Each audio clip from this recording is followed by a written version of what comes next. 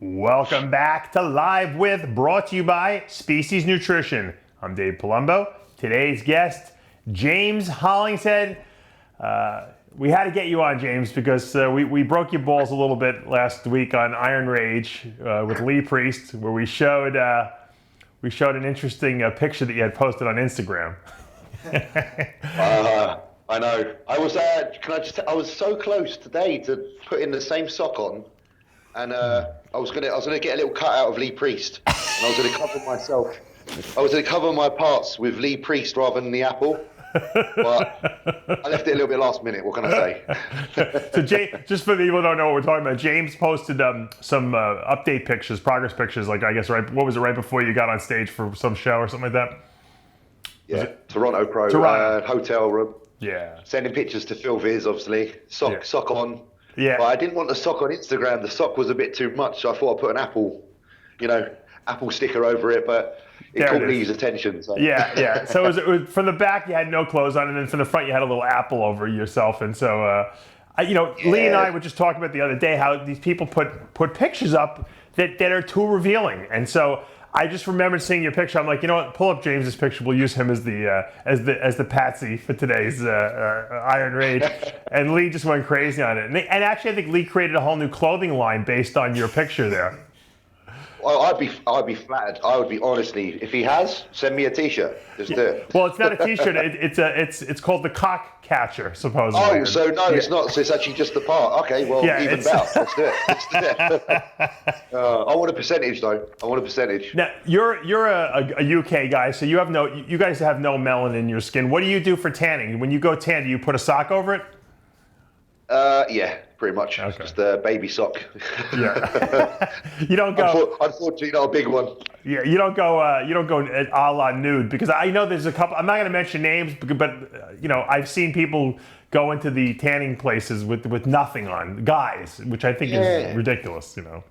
A lot of them do. Like, I notice half the guys do, but for me personally, it's more for respect for the tanners, like the women. I don't want to have my cock in their face. You know what I mean? That's right. Now, so, I have to admit, and I'm taking credit for it, even though some people would probably disagree. I actually created the whole sock on the PP thing, I think, because you got to remember, first of all, when I was competing, there were no spray tanning. It was all, you were in the room with your girlfriend or whatever, or your vice versa. You were in the room, your girlfriend was competing, and you were tanning, and you just stood naked and you tanned them up, and that was the end of it. Now you have to go out into a public place essentially and get tanned. So you have to think about, well, how am I, I don't want to be completely naked, although I think the women go all naked. So they do. I'm not saying I've. And some of the women need a sock, probably, right? Well, yeah. some of the bigger women need socks down there, covering them. Be a bigger sock than me. Isn't it funny? No, you get to that point of contest dieting, and you don't care about anything. You'll take your clothes off anywhere in front of anyone. And it doesn't even matter to you because you're so miserable. You're dehydrated. You have no body fat. All you're thinking about is your next meal. You don't care. It's like you have no shame, at that point. There's zero. All these last shows I've been with friends over in the other countries, and they come knocking on my apartment door. And I literally just open the door pretty much naked and say, come in, guys. They're all used to it now. I can't be asked to keep getting dressed because I get asked to send pictures every bloody hour or so. Right. What's the point of putting the clothes back on, man? It's just too much hard work, so I just stay naked most of the time. I went to the World Amateur Championships for women. I think it was 2004. And when I got backstage, it was all women, first of all. It was just a women's world championship. When I got backstage, no one had any clothes on because the Europeans, no one puts clothes on anyway. And in the US, that would never have happened. I mean, there was men, women there. Everyone was just walking around. All the women were naked. I was horrified. I didn't know how to react. I was uncomfortable, actually, And it's a different mentality, especially in Europe. In the US, you probably wouldn't see that in open. But in the tanning area, there's no rules. That's for sure. I think Europe is nudist country, isn't it? Everyone likes to kind of go to the beach. And they've got allocated places where they can go naked. Literally, like there's a sign saying over the hill there's a allocated spot for anyone who wants to be naked on the beach. So, I thought all the UK people were uptight though, but evidently not. We're not. Trust me. All the Puritans came over to the United States. With the Pilgrims, we got all the uptight people. You guys kept all the cool people over there. All right, let's talk. Let's talk a little bit about what's going on with your career. You were third place at that Bigman Classic behind Josh Lenardowitz and Akeem Williams. Terrific placing. I thought that was the best you looked. What do you think that was because it was an earlier show and you kind of just nailed it and maybe you got a little more tired of your physique, or was that just for some reason everything worked out for you at that show? It was just one of those phenomenons where things just line up. And I also think the show was run so well and this presentation of the stage was immaculate. Yeah. I think since last year, they've gone all in to make that show an incredible show. And I think they worked on everything, to every aspect, from the lighting to the tanning, to the stage presentation with your names behind you and all the screens. Sure. Like, there's a lot to be said. Like, this is something that I'm a bit passionate about. I wish that every show had the same lighting and the same presentation, so that it's just consistent the whole way through the year. Because then I think everyone's physique would just look, you can truly tell then where their physiques are. And Big Man Show, for me personally, was just spot on with how they did everything. Yeah, the only thing I can equate that to, I've never been to the Big Man myself, but I can only equate that to the Iron Man back in the day when they used to have it out in Pasadena there. And the Iron Man photographers, Mike Nev, used to light the stage. And the lighting was so great. They had a black backdrop. It was so good that people would do the show just to get pictures of themselves because they knew that they were going to be the best pictures they ever had. And shouldn't that be what a show does? Like all shows should enhance the physique and show something at its best, because at the end of the day, you work really hard. Yeah. And like to go to a show where it actually washes you out or doesn't display you at your best and everyone looks like they're still fat, it's a little bit like disheartening, because ultimately we're bodybuilders and what we want to come from a show is, like you say, just some good pictures. So you've got to do multiple shows these days and try and find a show that actually has the the setup that kind of shows the physique in its best light. That's that. Like, I definitely feel like my physique did fluctuate. I think I pulled it back well for the last show, Toronto. I think New York, maybe it was just a little bit too much pressure, as it's such a big show. Yeah. Now, I thought you looked very good in Toronto. I might even say you were better than you were at the Big Man there. Would you agree with that? Oh, yeah, because what I would say about Toronto is I was slightly down in body weight, but I was fuller on stage. You can see it in certain areas where I usually flatten out. I was just a little bit washed in the quads. The separation wasn't as neat as the Big Man show, but it was at the cost of filling up. I filled up enough to be able to present my physique looking fuller, but it just maybe slightly went over to the point where I lost a little bit of detail. But I was pretty happy with the physique. I thought it was all-round balance. You're not going to be the best from every aspect, being dry, full, and separated. But if you can kind of master the aspects that highlight your physique in its best light, then you've done a good job. And I think Toronto, for me personally, when I look back at some of the stage shots, was a good look. And so I agree with you on that. Yeah. Now, also, people got to remember, Spain is really like a local show for you. I mean, you don't really have to travel too much, too, which doesn't take a lot out of your physique, I'm sure. Definitely. I could leave late and come back early. It doesn't eat my time. I don't have to do too much of a last week mess around to try and sort out flying and whatnot. So, Spain was obviously very convenient for me. Yeah. Now, the question is, obviously, you've made a very good impression, I guess, this year. People see you're for real. And look, if people want to know why your physique looks the way it does, take a look at your training. I mean, if you go to your Instagram, I mean, you're lifting crazy heavy weights. What are you deadlifting? I saw that deadlift video the other day. How much weight was on that bar? There was 800 pounds on there in the video, but I was dieting at the time and I did fail that lift. But I usually do multiples with 700 plus. That's crazy. I'm not bad. I'm in a country where we've got me, Luke Sando, Ben Chow, guys that are very strong. So you kind of just Jordan Peters. So you kind of just roll with it, and it's kind of normal to be strong over here. So training just goes that way. Guys don't lift that weight anymore. I don't see it anymore. There's very few people out there who are lifting the weights that you guys are pushing out there in the UK. I mean, why do you think that is? I think because we only focus on each other. We don't focus too much on what's going on the other side of the pond. We're good friends, all of us, and what we do is try and just keep the circle small and keep an eye on, because everyone's progressing. Luke's just had third in the Arnold. Yeah. Jordan's obviously very successful. So it's very easy just to look to each other because we're friends. Motivation. We don't have to look over the pond. So I think we just pick up habits of each other and realize that it works, because it clearly works, because Luke's gone from first year as a pro struggling to place to third in an Arnold Classic and being a top finisher in shows. Right. Obviously everything else, nutrition and whatnot, obviously plays a massive role, but you've got to stimulate that nutrition to do something, and that comes from the heavy, training. Right. So yeah, I think it's quite easy when you're in a place where you're surrounded by people who have the same ethos and the same methods, because even the regular guys that don't compete over here, they all watch what we do and they train the same as well. You can go in any gym and people are doing progressive overload. Right. Now, who's strongest of all you guys out there? We're a mix, because it depends what the movement is, and we're not all peak off season, but Luke's obviously a very incredible, he's incredible deadlifter. I know he's very strong. That's what my question was. Are you stronger than him, or is he stronger than you? We got we're all different. I can press a lot, chest press, like barbell bench press. I can squat a lot. Then Jordan's like an all-rounder, so I think we're all pretty much similar. I think if you were to take our totals, if we were to do a meet, we'd probably be pretty average. Right. We'd probably be very similar, yeah. Because I know that when I trained with guys, we knew who was strongest, and I wasn't always the strongest guy. But as I got bigger, I got stronger. But there were guys I liked to train with guys that were actually a little stronger than me, because it pushed me to go out of my comfort zone. Oh, what's the point training with anyone that's not? It's like you're limiting yourself, aren't you? If you're the big fish in the small pond, it's easy. If you're the small fish in the big pond, eventually you're going to become the shark. Right. So, you've got to surround yourself with people that motivate you, and you have to chase something. Like, if you're too comfortable and too complacent, what the hell are you going to get out of this?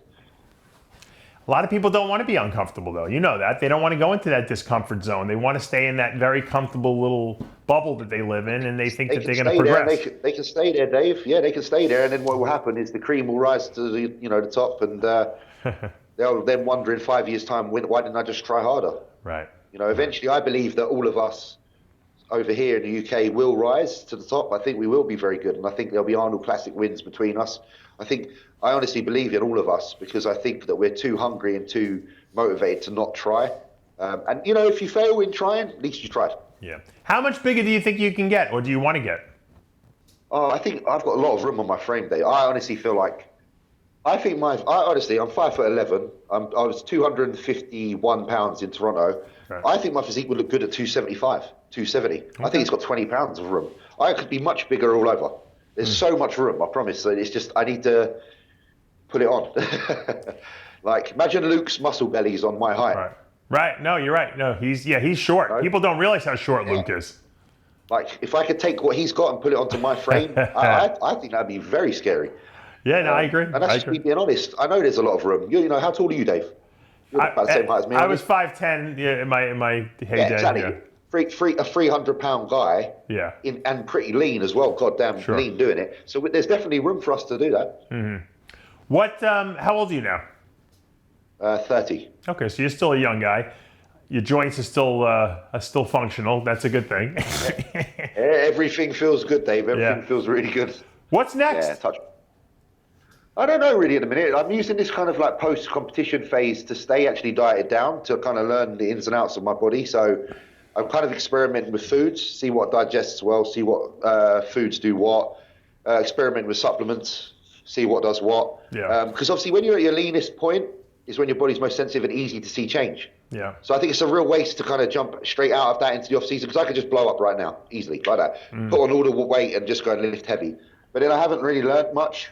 So this period, I'll probably use the next 4 weeks or so to kind of just still practice some things and then come away with some more information and use that for next time. Right. And do you think that you might say, hey, let me jump in one more show? Is that like still in the back of your mind? It's possible. If I look ridiculous, it's possible. Well, I wouldn't hold back. Obviously you've got Chicago, Britain, there's a few shows coming up. I'm not like signing myself away to anything because I don't want that pressure. I actually want to be comfortable and enjoy it. But, you know, if it gets to 2 weeks out and I'm like, God damn, I'm better than I've been this whole year, then obviously, yeah, I'll jump in and do something because otherwise it's a waste. Yeah, when's the British Grand Prix? The British would be I think it's the 30th for this month. So it's about 3 weeks, and then Chicago's 1 week, I think, now, after. Hold on. You're glancing over this. You guys got the British Grand Prix that's been brought back, okay, to the UK. Yep. There's obviously a bragging rights type of situation because there's a lot of good UK bodybuilders now. Who's the best UK guy, right? Yeah, of course. Between Luke and really and Nathan, and right, you got all these guys that are in there now, which you didn't have in the past. You have a lot of good guys from the UK. I'm sure all you guys would love to go up against each other to see who's the best, right? Oh, I'd love to. And like for me, I even said this. Like Nathan has been an instrumental part of my progress anyway in bodybuilding because he's always been the person that was a couple of years older and making those steps. And I always looked up to him and respected him because he kept me driven. Like he won Junior Mr. Britain 2 years before me. He won his pro card 3 years or something before me. So I always like to. He's one person I have a ton of respect for, and even when I've shared the stage with him, I felt absolutely honoured every time, even though I lose, because again, I look up to the guy, and I would love to just get a picture of me and him eating the most muscular, and just let that represent British bodybuilding at its finest. You know what I mean? Just a fucking cool picture of the two of us just hitting a pose. Whoever looks better, I don't give a crap. It's just about the time and the place and what it means for British bodybuilding. Because we're all in it now. We're doing it, and to be a part of it's a massive thing. Yeah. So I got a lot of respect for Nathan. I think he's incredible. Right, which wouldn't hurt either if you beat him. So that would probably feel pretty good. Oh, no, and I think with Nathan, I think out of everyone in the UK, me and him probably have. I think we have the most respect for one another because we're not too at each other's throats. Yeah. And I think if I did well, he would praise me for doing well if I did. Like I'm not saying I could beat him because he's he's fantastic. But how come I understand everything that you say and I can't understand a word that he says? Oh, because he's from Liverpool. He's from up north, and he's a Scousers. They're like fucking. They talk like. I can't even do his accent. But I don't know. I don't understand a word he says when I talk to him. To be honest with you, I'm from London. I'm from like England, London. Yeah. He's from Liverpool, where it's so hard to understand them unless you're from here. So don't worry, you're not alone on that one. I'm always thinking maybe there's something wrong with me. I don't know what he's talking about. No, don't worry. It's because we live near the Queen, so we've got to be a little bit better spoken. You're a little more sophisticated. Your English, I got you. Yeah, Buckingham Palace is only a few miles from my house. There you go. Let me ask you a question. I always wondered. We follow obviously all the royal craziness that goes on here in the United States, and I always wonder what do the British people think about this? Do you guys think it's like ridiculous, or do you guys really love all the drama with the royals? Do you know what, Dave? I live in a bubble. I don't pay much attention to it. My missus loves it and will watch all the news and whatnot. But for me, I don't even know the name of the child that's just been born. Honestly, I don't. I actually don't know. Is it Meghan Markle? Harry? Yeah. Yeah. So that's all I know. Meghan and Harry. I don't know their kid's name. So I'm the wrong person to ask when it comes to royalty affairs. Right. What does your wife think? What does she think about it? I mean, why are people so enamored with knowing all the? Is that like your Kardashians, the royal family? Yeah, I suppose it is because people kind of idolize them. I think people like them because they're a little bit more real, though. Like especially Harry and Meghan, they don't seem too posh. Sure. They're not like. Pompous, like too posh to talk. They are amongst normal people. They've done normal things. Yeah. I think they're more relatable. So people love Harry and they love Meghan because Harry's obviously a bit of a lad. Like he goes out partying, does what what normal people do. So I think people got more. Would he come to the gym? Would you see Harry like in your gym training? I mean, does he do stuff like that? I don't know what he does. I think he's physically a very fit guy, but I don't think he does weights. No, he doesn't look like he does weights. No, he doesn't. Maybe you should try to start training him or something like that. That would be a great piece right there. If he watches RXMuscle, the offer's there. There you go. You should contact James Hollingshead. If anyone knows Harry personally and he wants to catch a session, just hit me up. I bet he'd train with you and Luke. He'd probably be like, he looks like a tough guy. He'd probably keep up with you guys. It'd probably be a lot better, to be fair, than us. The military training, because he's done all of that. He would absolutely kick our ass. Yeah. Isn't it funny that he is the part. It's funny that you guys have these royals. These are people that ruled the monarchs of the country back in the day, and that's who you guys kind of look up to. And I can understand the drama behind it because it's been this thousands of years of history behind that. We have the Kardashians. That's who we look up to. Girls who shop. That's who the American culture thinks are cool. But hey, man, it's like. That's the power of the social media, isn't it? That's what's done it. It's steered the direction for the future. It's made people feel like they're the most relatable people on the planet. Yeah, we had a picture of Harry up there. He's got abs. He definitely works out a little bit. Yeah, definitely. He's got to be physically fit. 100%. What if he said to you, "Hey, James, I want you to train me, but you know what? I really, the family doesn't want me going out to the gym where you are. We have like a 20,000 square foot facility in the Buckingham Palace. Can you come train me there? Would you do that?" Hey, I'd say fuck yeah. I'd say can I have the annex? I'd say that. I feel so protected. There's gates all around, and at night I feel safe. I'd say that if I can stay in the annex and eat breakfast in your place, I'll be there for free. I'll train you for free. There you go. All right, we put it out there. Let's see if the universe brings some energy back to you. And if he does, I want the exclusive interview. Okay. If he does, in 1 year's time, we'll do another episode, and I'll be filming from inside Buckingham Palace. Inside Buckingham Palace. There you go. You'll be on your little. They'll have like cameras. Featuring Harry. Hey, James, good luck if you decide to do that British Grand Prix. I think it would be great, just for bragging rights. And you had a great season. Congratulations on that. And, make sure you contact Lee Priest to get the new cock catcher so that next time you have to do pictures, you have something protecting that area down there. I struggled to find the cutout of him because, obviously Lee hasn't been in a magazine since about 2001. So all my magazines haven't got Lee Priest in. So, I need to make him relevant again, don't we? We need to give him something to do. Don't throw the gauntlet down to Lee because Lee's got that infinity gauntlet. Because we got to go to another episode now. We need to carry this on. He'll do a snap with the infinity gauntlet. You'll be gone, man. So. Oh, good. We can do episode 3 then. We should have me and Lee on at the same time. There you go. I might have to get you on Iron Debate. He's a good man and he's a legend in bodybuilding. And I love his banter. So he's a good dude, and I hope he doesn't take things too fast. He's got roots now in the UK, so you got to be careful with the mental hamster. Him and Aaron. That's right. He can show up at your doorstep at any moment. You never know. I'll do dinner for them. There you go. James, great talking to you again. Have a great one. Keep us updated. Thanks, Dave. You too, mate. You look after yourself, and thanks everyone for watching. All right, guys, that's going to take us to the end of another episode of Live With, brought to you by Species Nutrition. I'm Dave Palumbo. We'll see you next time.